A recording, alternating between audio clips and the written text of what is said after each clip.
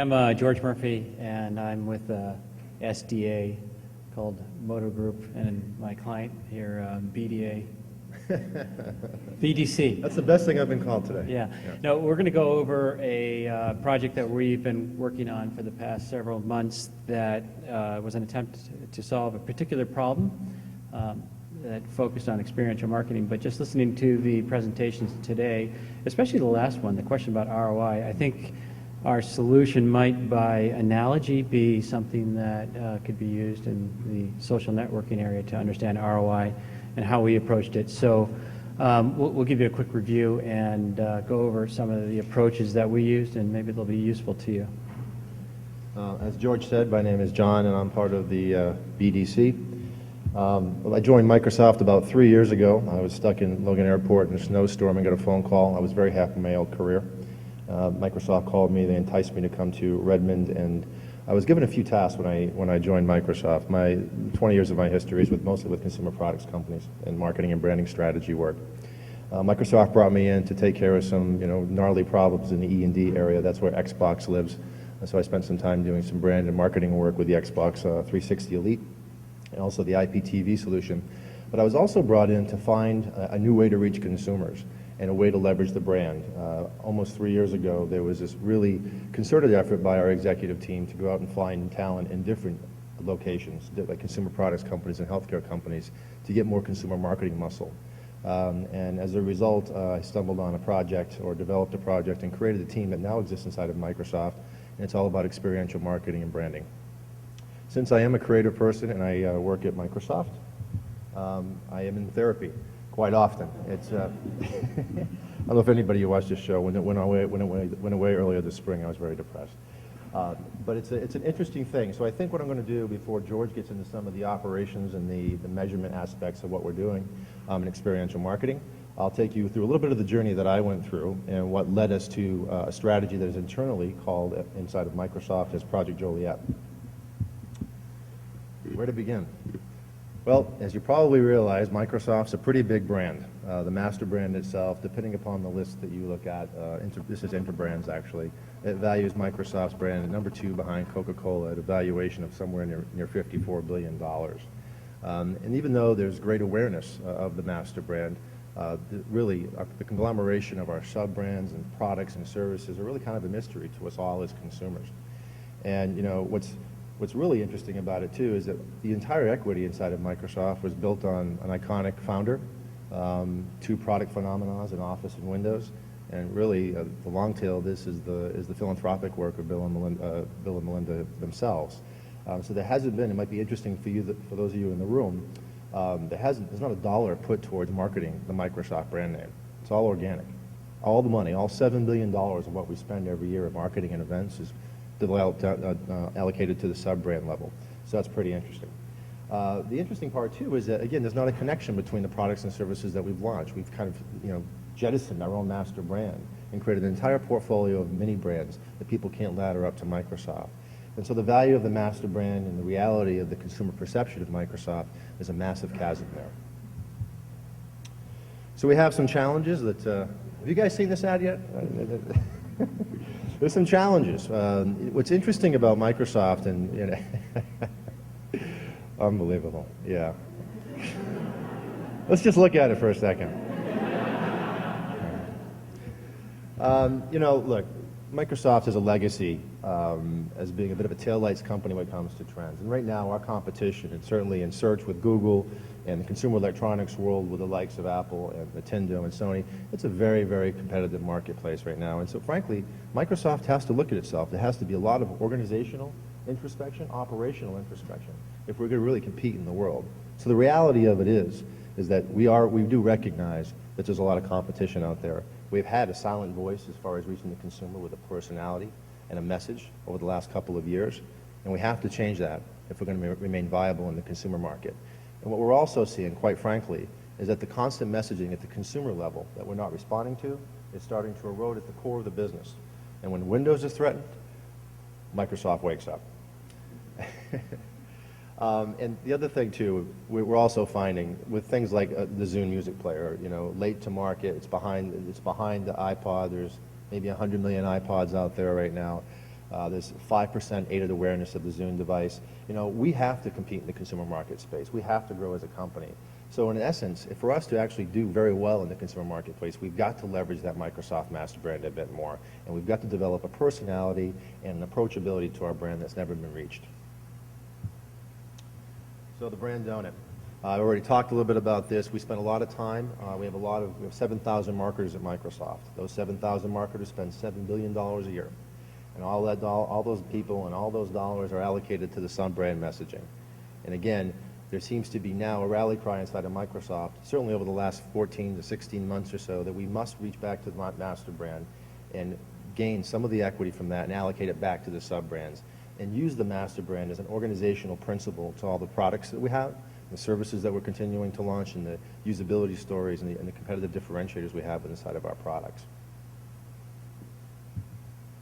The elephant in the room. So this is where I get in trouble. The end of my presentation has my resume. So these are hard conversations at Microsoft. There's a lot of product managers who turned into marketers. The elephant in the room. So we have all kinds of sub-brands. There's 64 sub-brands and services. We've touched upon that already. The elephant in the room, well, it's our old pal Microsoft. Massive brand. We haven't really leveraged it. So the whole idea behind Project Joliet and the experiential branding and marketing model is that we leverage the Microsoft master brand to provide context for the experiences that we deploy in physical environments. The idea over the long haul, over a 3 to 5 year period, is that once we develop real experiences in relevant contextual ways, and I'll get into some of those details in some videos in a moment, that people will understand that Microsoft really does have a very diverse portfolio that appeals to many different aspects of the digital life, from sunrise to sunset, to work, to play, to communication tools. There's all kinds of things that we have there. It's just a very gnarly problem as a marketer to tell the one Microsoft story. Quite frankly, it's a Rubik's Cube that may be unsolvable. We think that through an experiential method, and by getting our products and services in front of consumers in relevant contextual fashions, that will entice greater understanding, greater brand loyalty and affinity over time. So something new to the mix. I lifted the curtain on this already. Project Joliet's all about creating semi-permanent or permanent environments in hospitality, travel, sports and entertainment, and retail environments. So we basically leverage the environments that partners in all of those channels already have, and we also leverage the fact that many of the partners have a synergistic need, that they're looking at technology as a way to differentiate their value proposition, in the hotel's case, to enhance the guest experience, sports venues for the fan experience, in the retail situation, the shopper's experience, and in travel, God knows travel can improve. Technology certainly can be part of that. So the idea and what got this whole project started is that we went to the executive level. We said we want to engage consumers in a memorable way. We want to break the event model of having single moments in time where we spend a lot of money for 2 days and say, here's the big event. We want to have sustainable environments where we can use those as a collaboration platform and a social platform to engage our consumers with our products and services. Ultimately, the initial part of this strategy is to evolve the brand perception of Microsoft for acceptance of new products that we offer, new categories that we enter into, and new areas of development for our products and services. We already talked about the channel strategies. I will not and cannot disclose the various partners. We're looking to affiliate with very high-end partners, very consumer-friendly, respected brands in all 4 of these channels. Why we chose these channels to engage consumers with our products and services is that, look, all these areas have something pretty interesting. Work and play has grade. The time of travel and you just do work and you don't spend any time enjoying yourself in the cities that you're in, well, the lines have been bled. And so it's a great opportunity for us to access consumers with our products and services in a real way, and with our entire portfolio of products.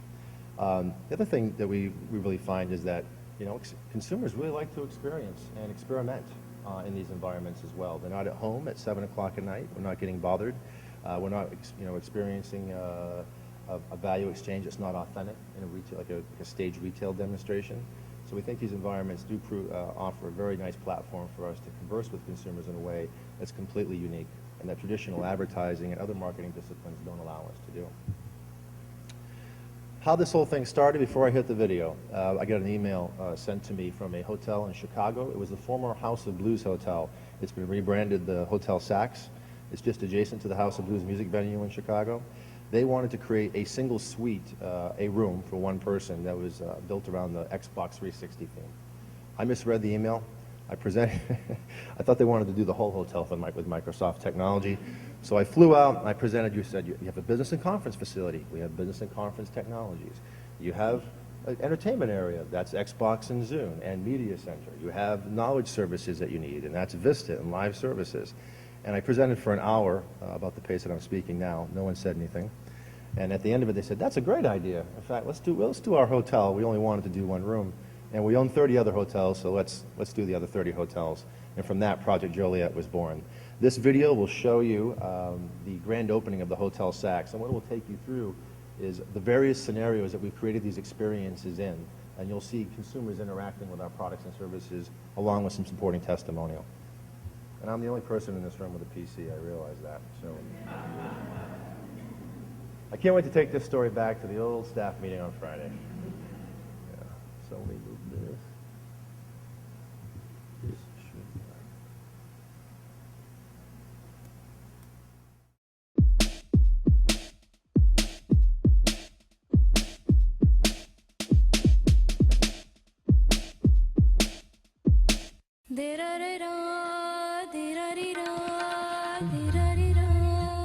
We just walked in here literally 2 minutes ago, and we're in awe. It's a really nice way to get away if you're traveling and feel like you've got the comforts of home, and it really even better than home.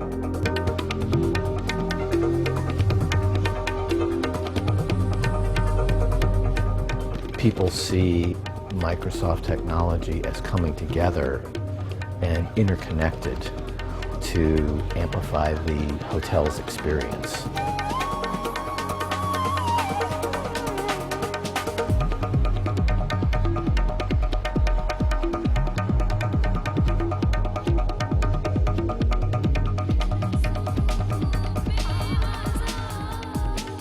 If you're out there and you've been on the cutting edge for so long and you're trying to push something new, to push it out to different audiences, here in a hotel environment, I wouldn't expect anything less.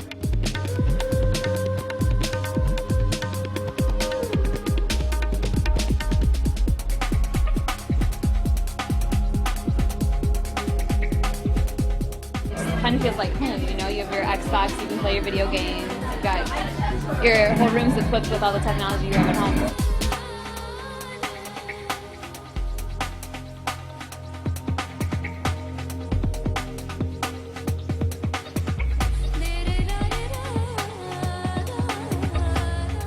It's amazing. It's beautiful, it's well put together, and the connection of entertainment and such flows very well.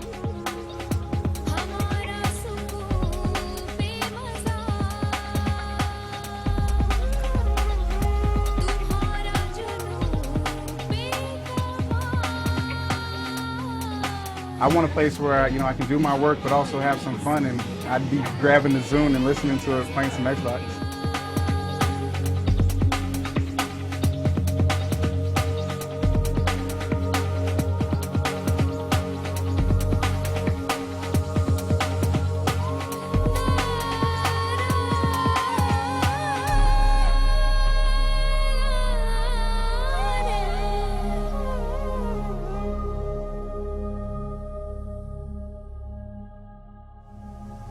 So hopefully that doesn't look like your parents' Microsoft.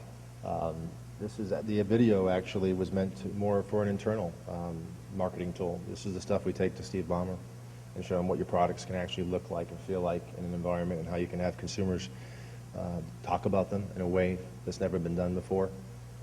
This is certainly not something, the technology in essence that helps enable these scenarios are ubiquitous in many senses.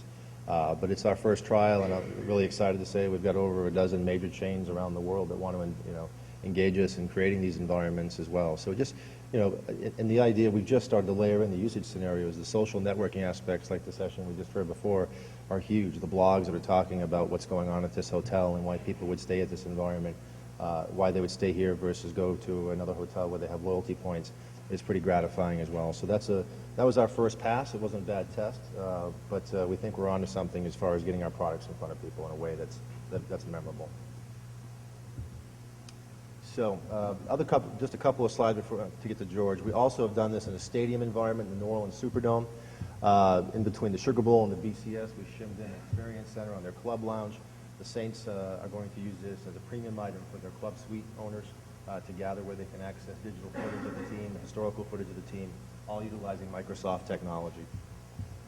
And what was really gratifying, again, from a Microsoft perspective, to have kids who are anywhere from 14 to 28 years old talking about Microsoft being hip and cool, that's something big for us. I mean, it's a test. It's a focus group of one location, but again, pretty gratifying to hear that people are enjoying the technology and what it's providing them as far as a service in the environment. And George, this is yours. Can we see this? Yeah, let me switch it. Okay, something that Max said earlier that he was striving for with his magazine, Good, and he was juxtaposing these different ideas, and one of them was the idea of authenticity against the idea of scale. And I think any program, especially experiential marketing, which people have been talking about forever, always has a credibility problem in an organization, that it's something that is interesting, creates a lot of high impact, but it's not something that you can really scale. So what we had to do was really figure out how to give the program the credibility internally. And what we realized was the key to it was creating a balance between the various interests of the stakeholders. And those are the internal stakeholders, which are the company, but also the partner who viewed it as a marketing program, and then the consumers itself, the guests to these experiences, making sure that they understood these things to be genuine services. And I think what it came down to was understanding when you're talking to specific audiences, talking to them about the marketing goals and objectives, helping them understand how it works, but making sure that you don't allow that to overwhelm the experience for the consumer, to quickly shift them to a kind of a cynical mode where they're not going to accept the experience as genuine. So the first thing we had to do is figure out the operational complexity, and one of the key decisions was not to take possession and not to take ownership of the property, but really let the partners run everything, and then understand what were the key elements for Microsoft to control to protect the brand. So design and implementation, Microsoft. So Microsoft acted as the interior designer with its agencies. Day-to-day operations, where there's an infinite number of things that can go wrong, were left to the experts, the hotel, the stadium, and other ideas that are to be launched. Build-out cost was something that was shared. The investment, obviously, in physical property was something that the hotels had to do. How could that be augmented with Microsoft technology? So that's where Microsoft supported them to a degree. Day-to-day maintenance, the partner, Microsoft, quality assurance, really making sure that the experience on an ongoing basis is something that they're going to be proud of. And that goes to the refreshing of the experience as well. Kind of dividing between the capitalized costs for the accountants in the room. I'm sure there are tons of them in here. And the design experience. So understanding on a balance sheet basis how to deal with this. I know that's boring, but it really was critical to selling in the project. Consumer data and metrics. I'm from a retail background originally, and retailers don't really like to spend a lot of money on consumer research as compared to product companies. So one of the things that we were able to bring to the partnership was a keen interest in research, providing them data that they normally wouldn't have, and using it as almost a learning lab for our products, but also to provide that information to them about their consumers. And lastly, metrics, which we'll jump into. What struck me when we were talking about the social networking is the inability to really articulate a real ROI. And I think part of that is because the advertising ROI model has been so dominant for so long. And I think what's required is to shift the conversation away from the typical standards of CPMs and reach, frequency, recall, because nothing you're going to do outside of the advertising context is going to be able to compete with the efficiency that's been built up over 70 years of practice. So what we really focused on were building a metric was based on two things. How can we be effective, and we'll talk about what we mean by that, and how can we be efficient at this. So effectiveness was really focused on engagement. It wasn't effective in terms of recall, but how can we show that we are really changing people's behavior? Another cautionary note is we didn't want to set this up so it was a binary, yes we did, no we didn't metric. We wanted to create a continuum. So if we can bump people along that continuum in a positive way and get measured on percentages of change rather than yes or no, we thought that would be a good thing as well. So I've got some continuums that are probably the most obvious continuums that you're all familiar with, but really looking at people's perceptions, behavioral changes that may occur, rational, the way they think about a brand, and the emotional context, and looking at those three elements to see if the experience changed their perception at all. And then we can look at the cost aspect of that. And we developed a pretty simple model on that, which was reach and effect divided by the cost, and that would give us our efficiency number. And the numbers were pretty extraordinary. Our investment averaged between 250, 500, depending on the location. Obviously, these are high traffic locations, from stadiums to hotels with even the hotels, hundreds of thousands of people going through there every year, and a pretty significant percentage of them using the studio, the lounge, as an alternative to going to the bar and eating your dinner at the bar by yourself. It's a different way to engage and a positive experience. So our numbers were in the dollars per change in experience. I will also say that during the initial round of qualitative research, we found an 83% change in perception. That was a pretty high rate. Again, it's early and it's qualitative. But again, we feel like we're onto something as far as the authenticity and the service and utility of the solutions put in front of the crowds. It's actually paying off in a great perception shift for us. We're going to skip that video. These are just some of the verbatims that we got from our first wave of qualitative that we did actually a couple of months ago. But these are startling because these are quotes about Microsoft. And first of all, going back to the donut hole, people really don't know what to say about Microsoft because there's nothing put out there by the company, and it really is a brand that's defined by its competition more than Microsoft. So people were saying, well, gosh, I didn't know that. I can't believe this. This isn't forced. The authenticity is there. You can down on the second part about perception. It shows Microsoft is always coming up with the newest and latest thing. I doubt that would have been said before that. I can see Microsoft technology coming together, enhancing the hotel experience. I mean, the idea of an integrated product platform, again, something that can't be done by any one of the business units. And it was really come together for the first time with the master brand in this experience. Great. We'll take this. Yeah. Just the model itself, and just to wrap it up, we do aim high. We're not just trying to drive a temporary perception shift. We are trying to till the ground for the future introduction of many other products and services and set us up against the competition in a way that we haven't done. And it really is more than just driving trial. There is an opportunity. The long tail of these types of things are creating more enterprise sales revenue opportunities for our industry solutions groups. That's not the primary driver now. It is about perception shift. And the other thing I would say is it really is this is a mind state for us. It's a different thing inside of Microsoft. It's an uphill battle. Quite frankly, I'm exhausted. I would never do it again. But when you start to see the consumers having a good time in these really cool places, and you start to see the partner really appreciate what you've built for them because they see it as a value-added service in a way that 24-hour room service and more drinks, and the model's old, and so they're looking for something to give them the next level of differentiation within their service model. Technology can do that. Social networking can do that. So it's really gratifying to go through this. Finally, just the summary. I gauge consumers through relevant experiences, but those experiences, again, I would just say that we're learning that we don't want to be about just events. These are permanent, semi-permanent environments where we can build rapport.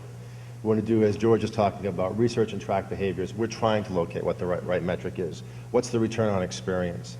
It's definitely differentiated in the traditional discipline of marketing and the ROI model that's out there. Find the right dance partners. The brands that we're partnering with, I'll say a couple of them: Sheraton, 400 locations worldwide; Virgin Atlantic, New Orleans Saints, a couple of other NFL teams. Against dance partners that people wouldn't necessarily expect Microsoft to set up, this type of rapport with. And then I finally say, win, Rocky, win. I was very frustrated one night, and I went home to my wife and I said, the politics, the culture, really challenging. And I wonder if I have the gas left in the tank. And usually she's a much more calm person. I'm pure Scorpio. And she said, you know what, be yourself and go kick their ass. And I said, all right, let's go do that. And again, the give back is interacting with groups like this and interacting with the consumers. So this could be inspirational for some of you, hope maybe a cautionary tale for others. But this model's out there and it hasn't been defined yet, so have fun with it.